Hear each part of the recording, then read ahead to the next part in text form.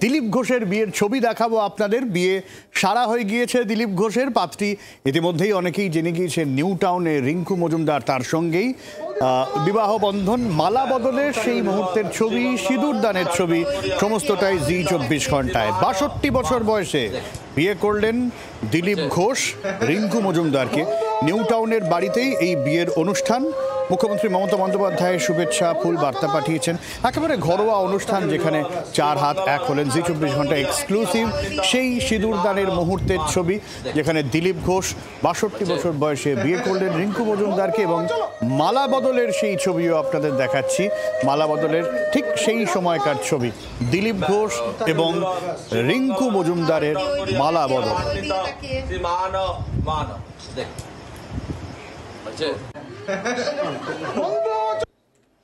অর্কদীপ্ত রয়েছেন আমাদের প্রতিনিধি, আমাদের সঙ্গে। অর্কদীপ্তর কাছ থেকে একটু আপডেট নিই। অর্কদীপ্ত, সাত পাকে বাধা পড়লেন দিলীপ ঘোষ এবং রিঙ্কু মজুমদার সব্যসাচী, এবং তাদের সিঁদুর দানও কমপ্লিট হয়েছে ইতিমধ্যেই, মালাবদলও হয়ে গিয়েছে। একেবারে বিয়ে কমপ্লিট বলা যেতে পারে। এবং সকাল থেকেই আজকে বিয়ে নিয়ে, দিলীপ ঘোষের বিয়ে নিয়ে কিন্তু একটা রীতিমতো আলোচনার বিষয় হয়ে দাঁড়িয়েছিল কলকাতা তথা সমগ্র রাজ্যে।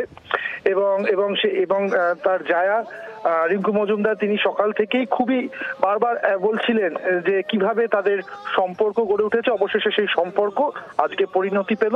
যারা যারা অতিথি ছিলেন তারা সকলেই এসে গিয়েছিলেন। 6:20 নাগাদ বিয়ে শুরু হয়েছিল এবং কিছুক্ষণ আগেই বিয়ে শেষ হয়েছে।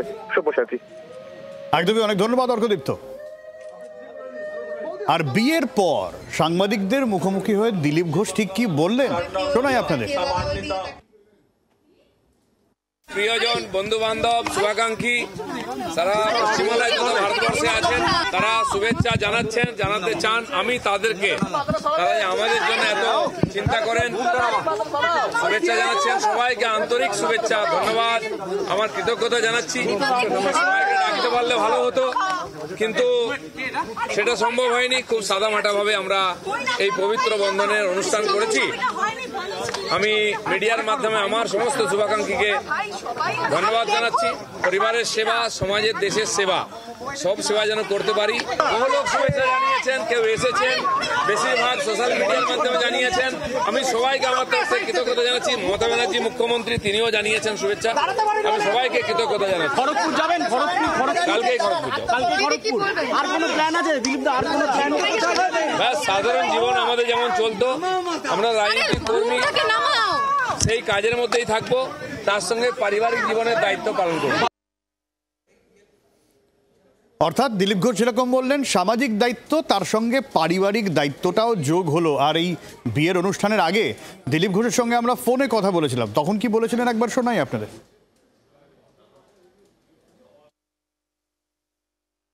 দিলীপ দা, আপনার জীবনের নতুন ইনিংস, আপনাকে জি24 ঘন্টার তরফ থেকে অনেক শুভেচ্ছা।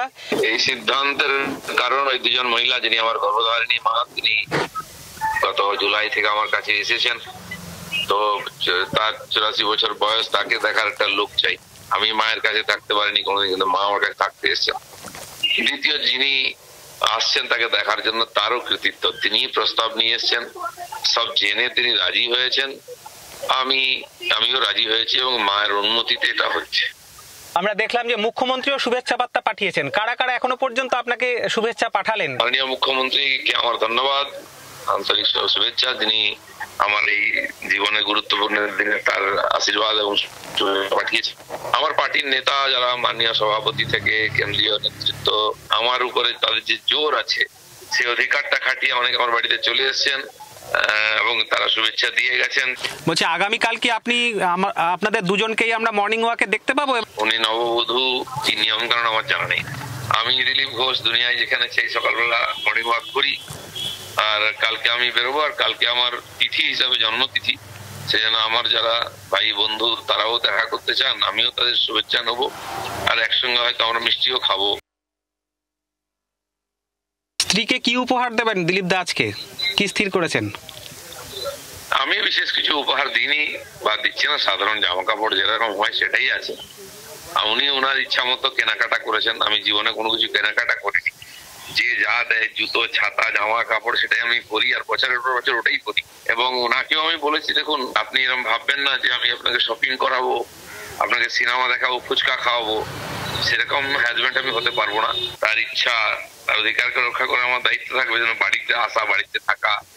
এটা হওয়ার সম্ভাবনা থাকবে বেশি একটু, যতটা বাইরে 25 দিন বাইরে থাকতাম অতটা হয়তো হবে না। বিয়ের আগে কমলাক্ষ দিলীপ ঘোষের সঙ্গে কথা বলেছিলেন, আর বিয়ের পরের কি আরো আপডেট আছে? সরাসরি কমলাক্ষর কাছে চলে যাব। নিউ টাউন থেকে রয়েছেন কমলাক্ষ, আমাদের প্রতিনিধি আমাদের সঙ্গে। কমলাক্ষ,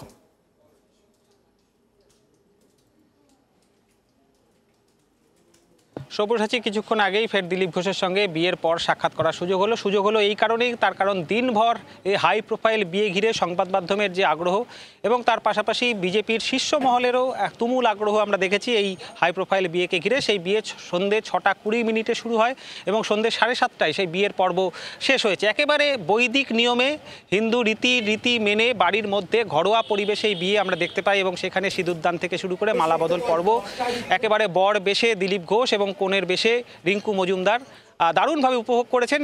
যে মাত্র কয়েকজন, গুটি কয়েক বলতে হবে, মাত্র 20 জন বাড়ির সদস্য তারা উপস্থিত ছিলেন, তাদের উপস্থিতিতেই এই বিয়ে ইতিমধ্যেই শেষ হয়েছে এবং দিলীপ ঘোষকে আপামর মানুষ যেমন শুভেচ্ছা জানিয়েছেন, জি 24 ঘন্টার তরফ থেকে আমরাও দিলীপ ঘোষকে সেই শুভেচ্ছা জানিয়েছি নতুন জীবনের, এবং তিনি সেই শুভেচ্ছা বার্তা এবং ফুলটি গ্রহণ করেছেন এবং জানিয়েছেন যে আগামীকাল থেকে তার নতুন লড়াই, একেবারে ময়দানের লড়াই, সেই পুরনো মেজাজে, যে মেজাজে তিনি ঝোড়ো ব্যাটিং করতেন, স্লগ ওভারে নতুন ইনিংস শুরু করলেও সেই পুরনো মেজাজে দিলীপ ঘোষকে দেখা যাবে। তিনি আগামীকাল একদিকে যেমন মর্নিং ওয়াক করবেন, আগামীকাল তার জন্মদিনও, ইকো পার্কে সেই জন্মদিন সেলিব্রেট করবেন দিলীপ ঘোষের অনুরাগীরা। সেখানে মিষ্টি খাওয়া বা ইডলি ধোসা খাওয়ার পর্ব রয়েছে এবং তারপর তার দমদমে বরানগরে তার মিছিল রয়েছে বিকেলে, সেখান থেকে শটান তিনি চলে যাবেন খড়গপুরে, একেবারে দলের কাজে নিজের পুরনো মেজাজ। একদম, অনেক ধন্যবাদ কমলাক্ষ। বাংলার আওয়াজ, বাঙালির আবেগ, জি 24 ঘন্টা।